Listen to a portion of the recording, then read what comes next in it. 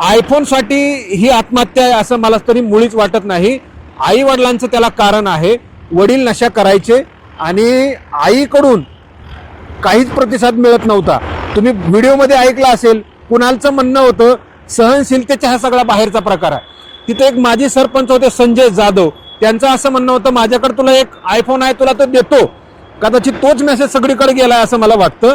Social मीडियावर संपूर्ण महाराष्ट्रामध्ये हाच मेसेज फिरतोय की कुणालला आयफोन 15 हवा होता, आयफोन 17 हवा होता आणि म्हणून त्यानं ही आत्महत्या केली आहे. एखादा मुलगा आयफोन वापरण्यासाठी, आयफोन शौकीन म्हणून वापरण्यासाठी आपल्याकडेही आयफोन असावा असं म्हणून आयफोन मिळवण्यासाठी आत्महत्या कसा काय करू शकतो, हा प्रश्न आहे. कुणालचे वडील मुरलीधर यांचा एक सहकारी होता. त्या सहकार्याने मला जी काही माहिती सांगितली, आता ती किती खरी आहे माहिती नाही, त्याच्या सहकार्याने अशी माहिती सांगितलेली आहे की कुणालचे वडील हे नशा करायचे, दारू प्यायचे आणि आई सुद्धा कुटुंबामध्ये लक्ष देत नव्हती.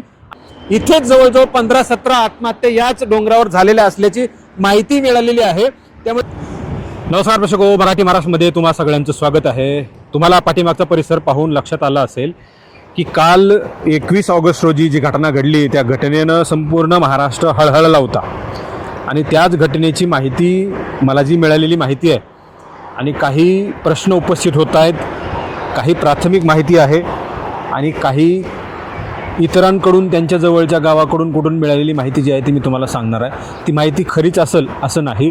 पोलीस तपास करतायत, 24 तास अजून उलटवायचे आहेत आणि हा सगळा प्रकार नेमका काय घडलेला आहे हे पोलीस येणाऱ्या काळामध्ये सांगतीलच. मात्र कुणाल मुरलीधर चांदगुडे, त्याचे वडील असलेले मुरलीधर चांदगुडे आणि आई असलेली संगीता चांदगुडे यांनी 21 ऑगस्ट रोजी, म्हणजे आता या तिघांचा मृत्यू या ठिकाणी झालेला आहे. हे मूळ रहिवासी आहेत, अंबड तालुक्यातील धनगर पिंपळवाडी येथील रहिवासी असून मागील 15 वर्षापासून ते देवळाई परिसरामध्ये राहत होते. संभाजीनगरच्या देवळाई परिसरामध्ये ते राहत होते आणि मागच्या 4 महिन्यांपूर्वी त्यांनी देवळाई परिसर सोडून झालटा फाटा येथे एकदंत नगरमध्ये वास्तव्य केलेलं होतं. 21 ऑगस्ट रोजी कुणालनं या डोंगरावर येऊन आत्महत्या करण्याचं ठरवलं. माझ्या पाठीमागे असलेला हा डोंगर आहे. सकाळी 10 वाजण्याच्या सुमारास जे आहे तो इथं आला. त्याचे कुटुंबीय त्याच्यासोबत कदाचित आलेले असावेत आणि दुपारी 1 ते 2च्या दरम्यान त्यांचा या पहाडावरून, या डोंगरावरून पडून दुर्दैवी अंत झालेला आहे. त्यांच्या कुटुंबियांमध्ये आता त्यांच्या पश्चात कुणीच नाही आहे. कुणालचे वडील आणि त्यांच्या बहिणी आहेत. त्यांच्या बहिणी हळहळ व्यक्त करत होत्या. काही दिवसावर आलेली रक्षाबंधनाचा जो काही सण आहे तेव्हा आम्ही कोणाला म्हणून राखी बांधायची असा त्यांनी टाहो फोडलेला होता. 21 रोजी इथं आपण सगळ्यांनी पाहिलं आहे, संपूर्ण महाराष्ट्राने तो व्हिडिओ पाहिला की कुणाल आत्महत्या करण्यासाठी त्या ठिकाणी उभा होता. आई वडील, पोलीस प्रशासन त्याला विनवणी करत होते. खरं तर 112ला फोन केल्यानंतर पोलीस प्रशासन आलं आणि त्यांनी त्याला तब्बल 3 तास विनवणी केली, मात्र तो ऐकला नाही. वडिलांनी शेवटी त्याला ओढून जवळ घेण्याचा प्रयत्न केला, मात्र वडिलांनाही तो असा खाली घेऊन, म्हणजे तो घेऊन गेलाय असं म्हणता येणार नाही. कारण मागं जर आपण पाहिलं तर फक्त एक 12 इंचचा अंतर त्याच्या मागे होता आणि मागे तो थेट कोसळला होता. म्हणजे जेव्हा वडील त्याला ओढायला गेले होते त्याच्या वडिलांनी शक्कल लावून त्याला असं खाली बसून ओढलं होतं, मात्र त्यांचा प्रयत्न जो आहे तो निष्फळ ठरला. मागे काही आधारच नव्हता, मागे पाय टेकून ठेवायला आधारच नव्हता. जेव्हा वडील त्याला अलीकडे ओढत होते आणि त्याने जेव्हा ओढलं आणि त्याला कळलं, क्षणार्धात कळलं की आपण खाली जातोय, तेव्हा पुन्हा त्यांनी वडिलांकडे जायचा प्रयत्न केला. तेव्हा मात्र वडील त्याच्यासोबत असे खाली आले आणि तो आपण व्हिडिओ संपूर्ण महाराष्ट्राने पाहिला. जेव्हा आई खाली बघायला आली तेव्हा तिनेही उडी मारली अशी माहिती प्रथमदर्शनी सांगितली. अशी सगळी कंडिशन आहे. खरं तर कुणाल याने आत्महत्या करण्याचा निर्णय का घेतला यावर प्रश्नचिन्ह उपस्थित केले जात आहे. सोशल मीडियावर संपूर्ण महाराष्ट्रामध्ये हाच मेसेज फिरतोय की कुणालला आयफोन 15 हवा होता, आयफोन 17 हवा होता आणि म्हणून त्यानं ही आत्महत्या केली आहे. एखादा मुलगा आयफोन वापरण्यासाठी, आयफोन शौकीन म्हणून वापरण्यासाठी आपल्याकडेही आयफोन असावा असं म्हणून आयफोन मिळवण्यासाठी आत्महत्या कसा काय करू शकतो, हा प्रश्न आहे. त्याला जर आयफोनच हवा असला असता तर त्याला तो आयफोन जिवंतपणे हसला हवा असता ना, त्याला जिवंत राहावं लागलं असतं. आयफोन पाहिजे म्हणल्यानंतर जिवंत राहिलं पाहिजे. आणि जर आयफोन मिळवून तो मरून आयफोन मिळवणार असेल तर हे कुठेतरी जुळत नाही. तिथं आणखी एक संवाद होत होता. पोलिसांनी दिलेल्या प्राथमिक माहितीनुसार आई त्याला सांगत होती, मी वडिलांसोबत जात नाही, वडिलांना सोडून देते. हे मंगळसूत्र तिने आईने लगेचच काढून फेकलं आणि तुझ्यासोबत राहते, वडिलांना सोडून देते अशी आई विनवणी करत होती. तरी तो ऐकला नाही. म्हणजे आयफोन आणि मंगळसूत्र काढून फेकून देणे, तुझ्यासोबत राहणे, वडिलांना सोडून देणे हे कुठंतरी जुळत नाही. हे सगळं विसंगत वाटतंय आणि म्हणून आयफोनसाठी इथं त्याने आत्महत्या केली हे जरा खोटं वाटतंय. पोलीस माहिती काढतील. आता दुर्दैव या प्रकरणामधलं असं आहे की या प्रकरणामध्ये इतर कुणी कुटुंबातलं वाचलं असतं तर मग त्याच्याकडून कळलं असतं की त्याने कुणालने नेमकी माहिती काय मागितली होती, त्याची मागणी नेमकी काय होती, खरंच आत्महत्या करण्याचं टोकाचं पाऊल उचलण्याचं नेमकं कारण काय होतं हे कळलं असतं. मात्र दुर्दैवानं हे कुटुंब पूर्णपणे संपलेलं आहे. म्हणून आता मागे नेमकी काय त्यांची परिस्थिती होती हे सांगायला कोणीही उरलेलं नाही. त्यामुळे हे प्रकरण फार गुंतागुंतीचं आहे. आता पोलिसांवर अवलंबून आहे. त्यांच्या शेजाऱ्यांपाजाऱ्यांकडे जाणं, माहिती घेणं, ते बोलतील का, त्यांना बोलतं करणं, किंवा या प्रकरणाचा छडा लावायचा आहे अशी इच्छा व्यक्त करणारं कोणी आहे का हे सुद्धा येणाऱ्या काळामध्ये पाहिलं जाईल. कुणालनं टोकाचं पाऊल कशासाठी उचललं याच्यासाठी काही खाजगी किंवा मग काही प्राथमिक माहिती येत आहेत. मला जी माहिती मिळालेली आहे, कुणालचे वडील मुरलीधर यांचा एक सहकारी होता.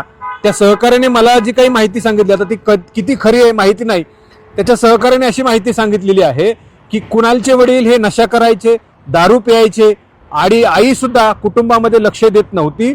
आणि या त्रासाला कंटाळून कुणालनं मागच्या वर्षभरापूर्वी सुद्धा एकदा असाच आत्महत्या करण्याचा प्रयत्न केला होता. आणि माहिती मिळाली की याच डोंगरावरून त्यांनी आत्महत्या करण्याचा प्रयत्न केलेला होता. मात्र त्याला MIDC पोलिसांनी जे आहे ते विनवण्या करून त्याची समजूत काढून जे आहे ते त्याला खाली उतरवलं होतं. तेव्हा मात्र आयफोनची मागणी केलेली होती अशी माहिती काही मिळालेली नाही. त्यामुळं ही आत्महत्या आयफोनसाठी झाली आहे.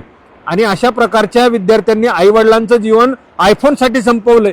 ही जी काही राळ उठलेली किंवा मग ही जी काही चर्चा झालेली आहे ही थोडक्यात जवळजवळ मला वाटतं 90% खोटी आहे. पोलीस येणाऱ्या काळामध्ये माहिती काढतीलच. मात्र त्या मुलानं आत्महत्या नक्कीच आयफोनसाठी केलेली नाही असं मला तरी वाटतं. कारण काही प्रश्न उपस्थित होत आहेत. खरं तर पोलिसांनी तिथं त्याच्याकडं त्याची कारण नेमकं काय आहे हे विचारण्यापेक्षा त्याला कसं कन्व्हिन्स करता येईल याच्यावर भर दिला. पोलिसांचंही योग्यच आहे की त्याला पहिलं वाचवायचं होतं, त्याचं कारण आहे नंतर शोधलं जाईल, त्याच्या कारणावर नंतर समाधान केलं जाईल असं पोलिसांनाही वाटत असेल आणि म्हणून त्याला पहिलं वाचवलं गेलं पाहिजे. हा प्राथमिक उपचार जो आहे तो पोलिसांनी केला आणि तो प्रयत्न त्यांचा निष्फळ ठरलेला आहे.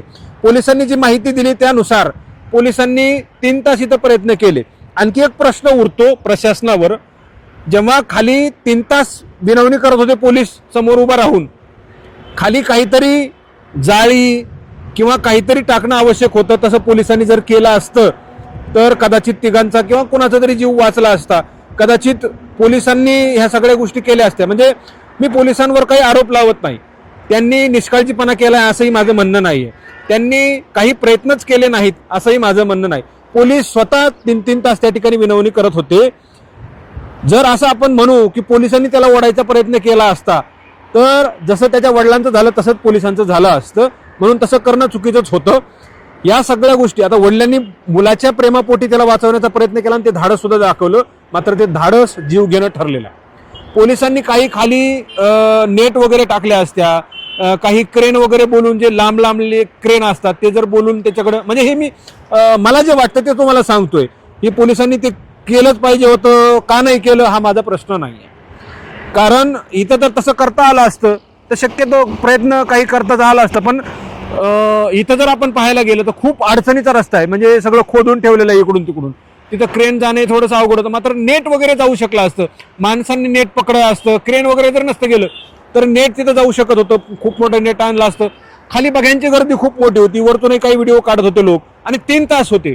खाली जर नेट असतं तर कदाचित कुणाल जखमी झाला असता, जीव गेला नसता असं मला वाटतं.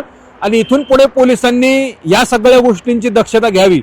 खरं तर या डोंगरावर बॅरिकेटिंग लावणं तितकं कठीणच आहे, मात्र लावणं चुकीचं नाही असं म्हणायला काहीच हरकत नाही. मात्र पोलिसांनी ते बॅरिकेटिंग करायला पाहिजे, इथं पेट्रोलिंग करायला पाहिजे. मी याच्या अगोदर इथं वेगळ्या विषयावर एक निवांत क्षणी येऊन एक बातमी या ठिकाणी केलेली होती, पण इथं मला अनेक जोडपे 6च्या नंतर दिसले. ते 6 पर्यंत इथंच असतात आणि त्याच्यानंतर अंधार पडल्यानंतर ते खाली उतरतात. पोलिसांची जर महिना 6 महिने इथं दररोज पेट्रोलिंग राहिली तर अजिबात कोणी यायचं नाही असं त्यांना सज्जड दम दिला किंवा मग इथं बंदी घातली तर येणाऱ्या काळामध्ये अशा प्रकारच्या आत्महत्या होणार नाहीत. कारण इथेच जवळजवळ 15-17 आत्महत्या याच डोंगरावर झालेल्या असल्याची माहिती मिळालेली आहे. त्यामुळे हा एक सुसाईड पॉईंट झालेला आहे. पोलिसांनी या सगळ्या गोष्टींचं लक्ष द्यावं असं मराठी महाराष्ट्राचं म्हणणं आहे. आयफोनसाठी ही आत्महत्या आहे असं मला तरी मुळीच वाटत नाही. आई वडिलांचं त्याला कारण आहे. वडील नशा करायचे आणि आईकडून काहीच प्रतिसाद मिळत नव्हता. तुम्ही व्हिडिओमध्ये ऐकलं असेल, कुणालचं म्हणणं होतं सहनशीलतेचा हा सगळा बाहेरचा प्रकार आहे. तिथे एक माजी सरपंच होते संजय जाधव, त्यांचं असं म्हणणं होतं माझ्याकडे तुला एक आयफोन आहे तुला तो देतो. कदाचित तोच मेसेज सगळीकडे गेलाय असं मला वाटतं. त्यांनी विनवण्या करत होते, म्हणजे काय की त्याचा जीव वाचवावा, त्याला आम्हीच दाखवलं जात होतं तुला काय पाहिजे वा, पैसे पाहिजेत का, फोन पाहिजे का, आयफोन पाहिजे का, असं आम्ही दाखवून त्याला या आत्महत्येस प्रवृत्त करायचं होतं, त्याला थांबवायचं होतं आणि म्हणून ती विनवणी केली जात असावी असा हा सगळा प्रकार आहे. तो सहनशीलतेचा बाहेरचा हा प्रकार आहे. आता मला राहायचंच नाही असं कुणालचं म्हणणं होतं, म्हणजे आयफोनचं हे कारण असूच शकत नाही. जसं मी सांगितलं, जी प्राथमिक माहिती मला त्याच्या सहकार्याने सांगितली ती खरीच आहे असं माझं पुन्हा म्हणणं नाही आहे, ती खरीच आहे असं माझं म्हणणं नाही आहे. पण जर त्याला आयफोनसाठी आत्महत्या करायची असती तर आयफोनसाठी जिवंत राहावं लागेल ना. पुन्हा तोच प्रश्न उपस्थित होतो, आयफोन वापरायचा आहे मग जिवंत राहावं लागेल, आयफोन घेऊन मृत्यूला कशाला कवटाळेल तो, हा प्रश्न आहे. आणि म्हणून त्याने जे सांगितलं की आता सहनशीलतेचा बाहेर गेलाय, मागच्या वेळेस सुद्धा त्याने असाच प्रयत्न केलेला होता, कदाचित आई वडील व्यवस्थित वागतच नसतील आणि म्हणून त्याने मृत्यूला कवटाळलंय असं मला तरी वाटतं. येणाऱ्या काळामध्ये पोलीस या सगळ्या घटनेचा तपास करून योग्य माहिती बाहेर आणतील अशी अपेक्षा करूयात आणि या व्हिडिओमध्ये इथंच थांबूयात. तुम्हाला काही माहिती असेल तर बारीक लाईनमध्ये अंडरलाईनमध्ये खाली स्क्रोल होत असलेला मराठी महाराष्ट्र नंबर आहे, त्या नंबरवर तुम्ही माहिती देऊ शकता. तुम्हाला काही बोलायचं असेल त्याबद्दल सुद्धा तिथं माहिती सांगा. त्यांच्या गावाकडचे कोणी हा व्हिडिओ पाहत असेल, त्यांना वेगळं काही माहिती असेल जे सांगण्यालायक आहे, इतरांना काही प्रेरणा मिळेल किंवा काही माहिती मिळेल असं जर असेल तरी सुद्धा संपर्क साधा. आणि या व्हिडिओमध्ये इथेच थांबतोय. खूप खूप धन्यवाद.